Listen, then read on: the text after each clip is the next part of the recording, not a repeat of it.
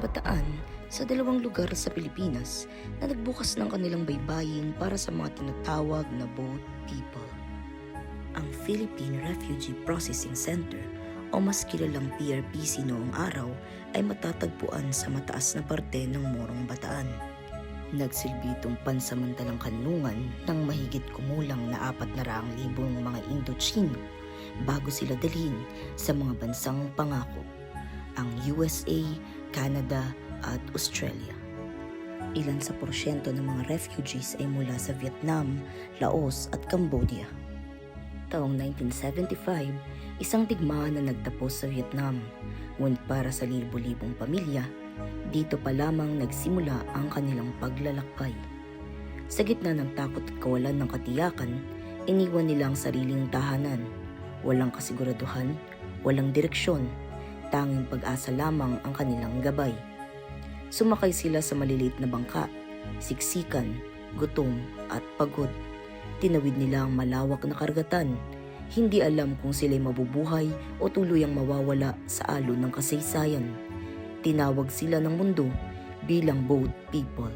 Habang dumarating ang mga bangkang puno ng pagod, takot at pag-asa, naghanda rin ng Pilipinas na ipakita sa mundo ang diwa ng malasakit at pagtanggap. Sa panahong yun, dumalaw ang unang ginang ng bansa, si Imelda Marcos. Ang kanyang pagbisita ay hindi lamang isang seremonyal na gawain. Ito ay simbolo ng pagkikisa ng Pilipinas sa pandaigdigang humanitarian mission. Isang mensaheng nagsasabing may bansang handang tumulong sa mga nawalan ng tahanan. Dito sa Bataan, muling natutong mangarap ang mga refugee. Natuto silang magsalita ng bagong wika, naghanda para sa panibagong buhay at maglakbay patungo sa mga bansang tatanggap sa kanila bilang bagong mamamayan. Ang monkey house na ito ang nagsisilbing disiplina ng mga refugee na nakagagawa ng paglabag. Refugee camp rules man yan o batas mismo ng Pilipinas. Hindi ito isang parusa lamang. Counseling ito para sa trauma ng digmaan. Isa ring pangtulong hindi lamang sa mga pamilyang nawalan ng mahal sa buhay, kundi sa lahat ng refugees na maibalik ang kanilang respeto sa sarili, respeto sa iba, at makilala at maintindihan ang kanilang mga sarili. Isang taong may karapatan, pribilehiyo at obligasyon. Sa gitna ng kampo, may mga tinaguriang bunk houses, mga dormitory-style building na nagsilbing pansamantalang tahanan ng mga refugees. Sa kabila ng limitadong espasyo at shared facilities na kadalasan ay kulang, ang bunk house ay naging komunidad, isang lugar kung saan natutunan ng mga refugees ang kahalagahan ng pakikipagkapwa at pagtutulungan. Ang bunk house ay hindi lang isang gusali. Ito ay simbolo ng pag-asa, katatagan at bagong simula para sa mga Vietnamese refugees sa Pilipinas. Sa gitna ng rehabilitasyon ng mga refugees ay naganap ang people power na nagpabagsak sa rehimen ni dating Pangulong Ferdinand Marcos. Ang Pilipinas ay may bago ng Pangulo at sa panahon ng kanyang liderato, dumalaw din si Cory Aquino sa PRPC.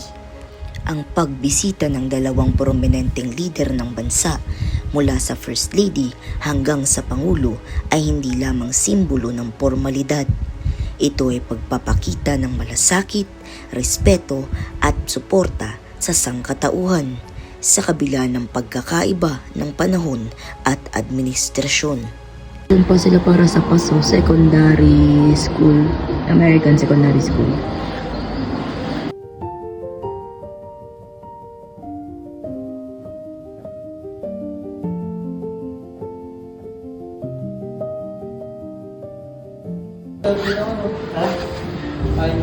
Ganito yung mga ginagamit namin sa high school. Ganito yung ginagamit namin sa simbahan noon. Parang pinaka-projector. Ilalagay lang dito yung yung parang kopya, tapos nakalagay sa plastic, tapos ilalagay dyan, iilaw to. Tapos makikita mo na yung gusto mong i-project. Tapos ito yung sinaunang telepono, tsaka sinaunang typewriter.